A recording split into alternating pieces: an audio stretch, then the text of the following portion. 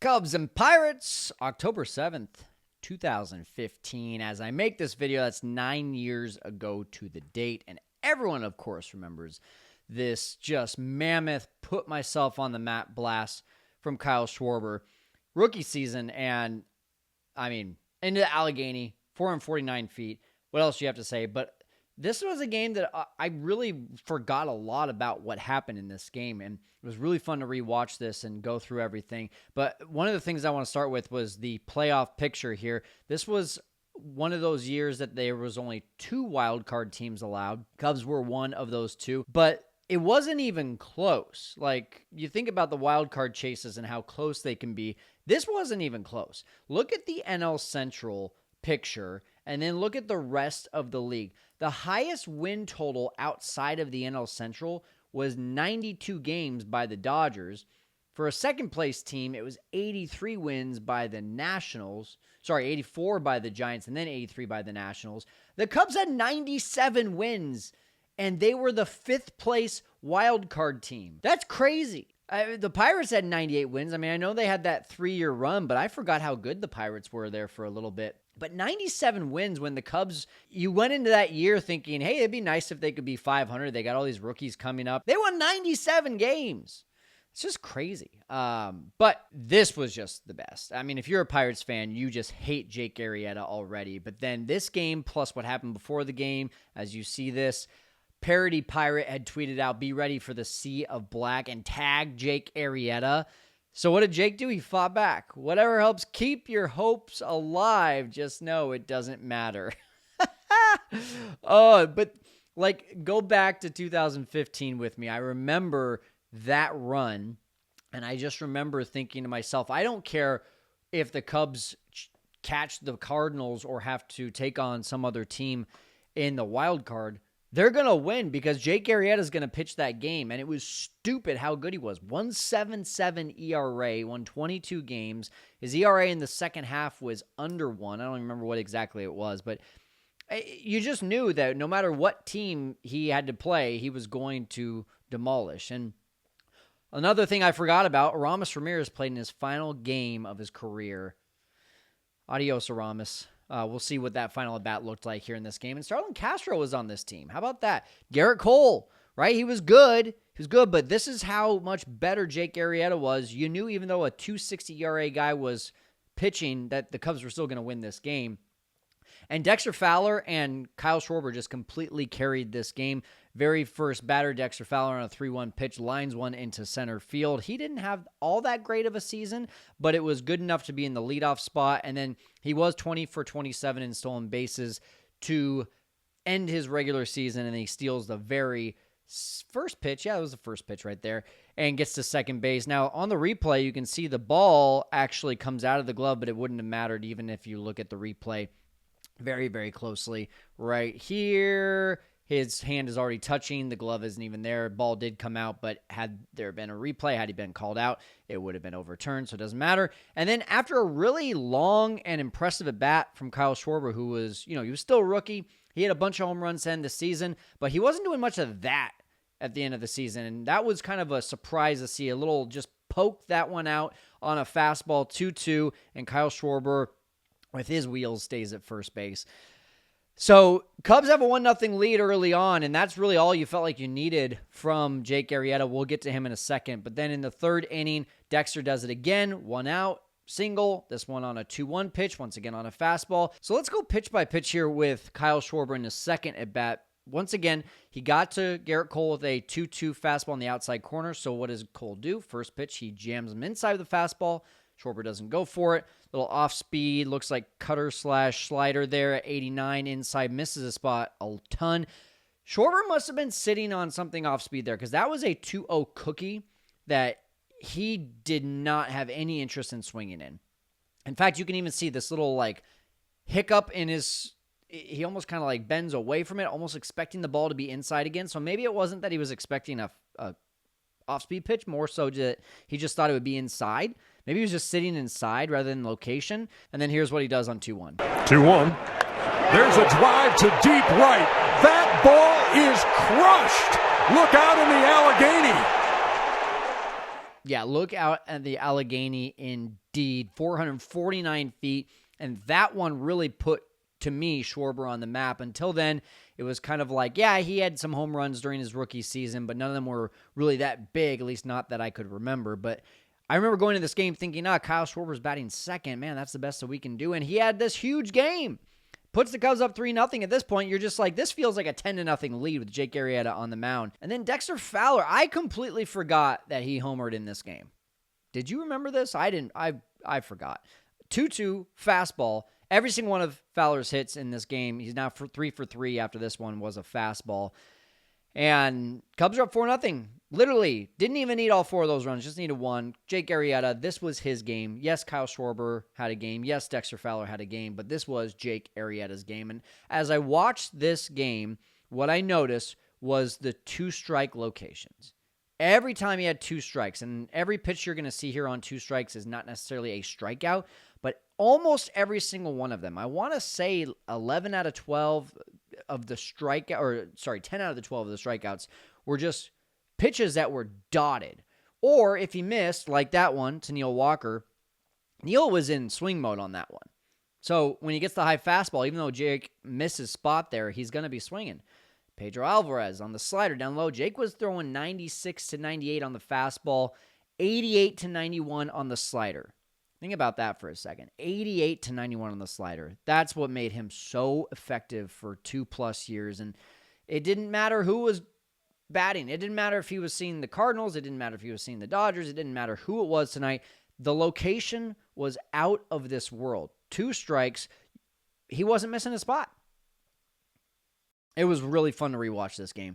And then, he got a little bit of help too. You can see on that one, Mercer takes a slider on the outside corner that really wasn't on the outside corner.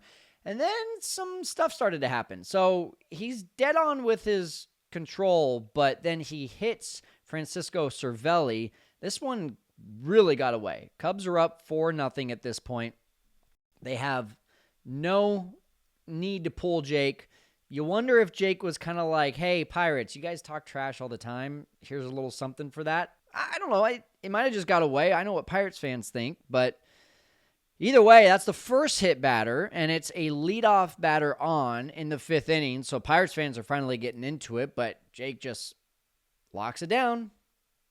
Backdoor slider, which, again, didn't catch the plate, but when he was around the plate that much, that's going to be called a strike. And then 6th inning, another leadoff batter reaches. You're kind of seeing Jake Arrieta be a little bit human here, which is unusual. Kyle Schwarber, by the way, in right field. And then, check out that play by Chris Bryant. I mean, the ball caught him. Chris didn't catch that ball. Little bounce, little back into the glove. And then another hit by pitch. Now, this one was on a slider. And this is where I'm just like, all right, Pirates fans, calm your tits. You got all these Pirates fans like this guy, like, what, he hit him again?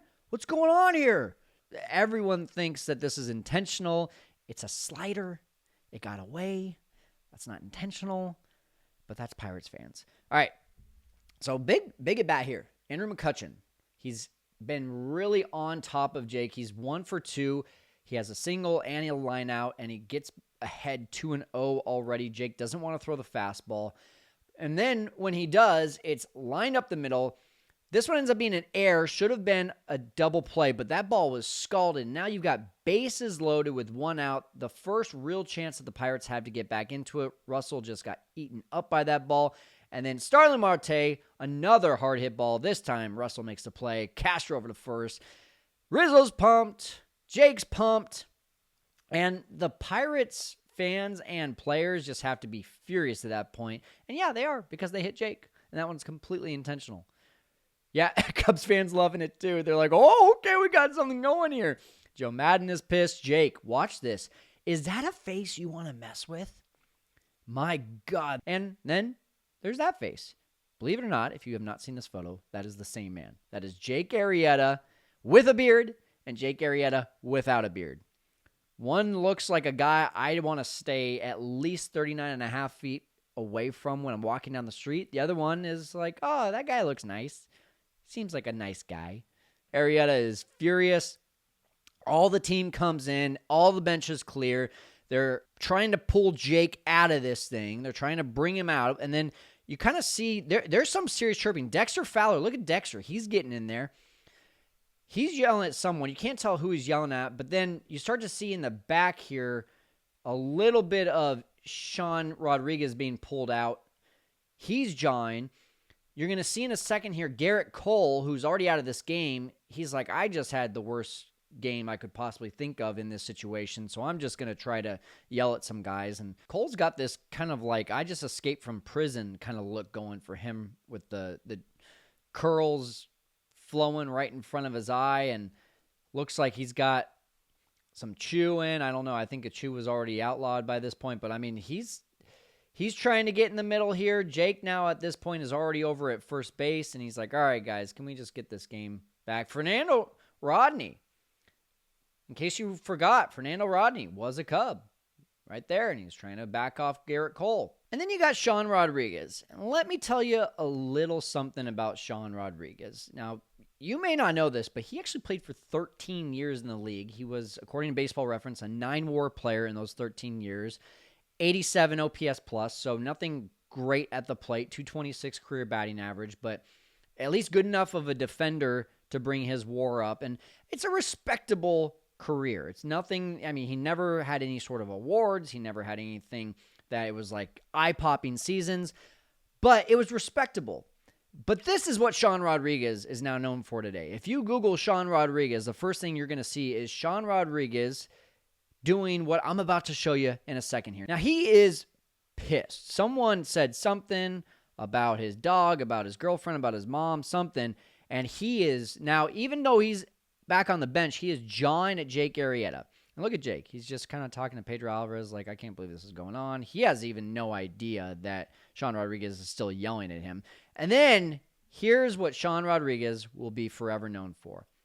Boom! Gatorade! Boom! I hate you, Gatorade. I hate you, Gatorade. I hate you, Gatorade. Watch this again. Right hook. Starts to kind of come down.